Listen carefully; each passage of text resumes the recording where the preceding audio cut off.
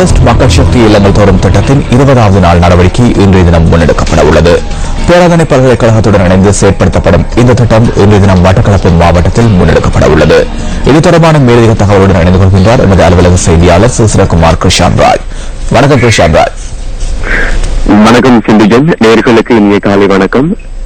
News first முன்னெடுக்கும் மக்கள் சக்தி இல்லங்கள் தோறும் திட்டத்தின் இறுதி வாரத்தில் நாம் தற்போது இணைந்திருக்கின்றோம். இறுதி நடவடிக்கையாக எமது குழுவினர் மட்டக்களப்பிற்கு தற்போது வருகை தந்திருக்கின்றோம்.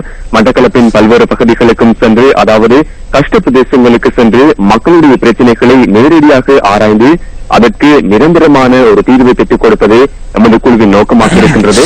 இதுவரை அதிகாரிகளுக்கு தெரிவித்தும் அதற்கான தீர்வுகள் வழங்கப்படாத பல்வேறு பிரச்சனைகள் தொடர்பில் நாம் ஆராய இருக்கின்றோம். அவற்றை உரிய அதிகாரிகளின் செவிகளுக்கு கொண்டு சேர்ப்பதற்கு நாங்கள் தயாராக இருக்கின்றோம்.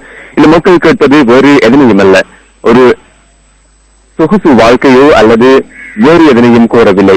ஒரு சாதாரண வாழ்க்கையை கோருகின்றார்கள். மிகவும் கஷ்ட பிரதேசங்களில் பல்வேறு இன்னல்களுக்கு மத்தியில் நமது மக்கள் வாழ்ந்து வருகின்றார்கள். அவ்வாறான மக்கள் மத்தியில் ஒரு மாற்றம் ஏற்பட வேண்டும், அவர்களுடைய வாழ்க்கையில் ஒரு முன்னேற்றம் ஏற்பட வேண்டும். ஆகவே அவர்களுடைய பிரச்சனைகளை உரிய அதிகாரிகளுக்கு கொண்டு சேர்த்து அதற்கான நிரந்தர தீர்வை வழங்கும் நோக்கில் நாம் இந்த திட்டத்தை முன்னெடுக்கின்றோம். இன்று காலை 8 மணி முதல் நமது குழுவினர் பயணத்தை ஆரம்பிக்க இருக்கின்றோம்.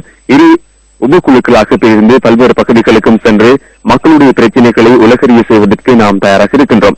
நமது முதலாவது குழுவினர் கோரளைப்பட்டு மேற்கு பிரதேச செயலகத்திற்குட்பட்ட வடமுனை, ஓட்டுச்சேனை, வாகனேரி, திசிலிவட்டை போன்ற பல்வேறு கிராமங்களுக்கும் செல்ல உள்ளனர். அதே போன்று இரண்டாவது குழுவினர் ஏறாவூர் பற்று பிரதேச செயலகத்திற்குட்பட்ட கரடினாறு, கிபில் போன்ற பிரதேசங்களுக்கும் செல்ல இருக்கின்றார்கள். ஆகவே தொடர்ந்தும் இணைந்திருங்கள். அந்த மக்களுடைய பிரச்சனைகளை நாம் உலகிற்கு கொண்டு வருவதற்கு தயாராக இருக்கின்றோம். நியூஸ் ஃபர்ஸ்ட் செய்திகளுக்காக எஸ் கிருஷான்ராஜ்.